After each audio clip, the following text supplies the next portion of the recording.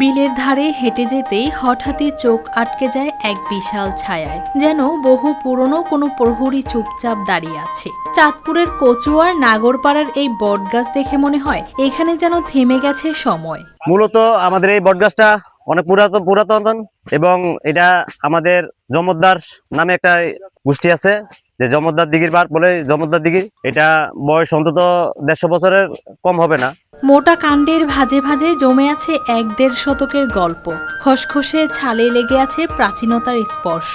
চারদিকে বাঁকানো শাখাগুলো এমন ভাবে ছড়িয়ে আছে যেন প্রতিটা ডাল নিজের মতো করে বয়ে নিয়ে চলেছে জীবনের ইতিহাস। মনে করেন আমি বয়স ওই দেখি বটগাছ, তারপরে একটা ঈদগাহ, কবরস্থান, কৃষক মাঠে কাজ করে নয়া জিরায় পানি টানি খায়। খুবই সৌন্দর্য জায়গা।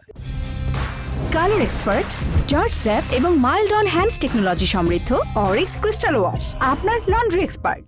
গ্রামের এক প্রবীণ বলছিলেন শিশুকালে তিনি এই ডালের নিচে খেলেছেন। তার বাবারাও নাকি বলতেন তারা জন্মানোর আগেও এমনই ছিল গাছটা। তাই বয়স নিয়ে হিসাব করার আর কিছুই থাকে না, 200 বছরের উপরে হবে। শুনলেই মাথার ভেতর জেগে ওঠে অন্যরকম এক বিস্ময়। আমাদের সাচারে ঐতিহ্যবাহী একটি বটগাছ। এই বটগাছ দেখার জন্য মানুষ দূর দূরান্ত থেকে এই বটগাছ দেখার জন্য আসে। আমাদের এই মাঠে যারা কাজ করে প্রচন্ড রোদে যখন ক্লান্ত হয়ে যায় তখন এই বটগাছের নিচে আসে এবং ছায়ায় বসে মনের একটা তৃপ্তি তারা উপভোগ করে। এক সময় মাঠের কাজ শেষে কৃষকেরা এসে বসতেন ছায়ায়। ঈদগাহ থেকে নামাজ পড়ে মানুষ গল্প করতে করতে থামতো এই গাছের নিচে। গাছটা আছে যে মনে করো এখানে আমার দাদার মারা মালে, এখানে বহুত পুরানো, এটা অনেক বছর হয়েছে।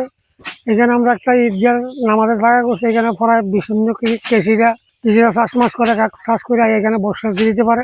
পাশেই টিউবওয়েল, পুরনো কবর, সব মিলিয়ে জায়গাটা যেন মানুষের স্মৃতি আর সময়ের মায়া জড়িয়ে রাখা এক শান্ত আশ্রয়। বটগাছের নিচে দাঁড়ালেই মনে হয় এই শুধু গাছ নয়, এক জীবন্ত ইতিহাস যে নীরবে দেখছে বদলে যাওয়া মানুষের জীবন। News desk, RTV।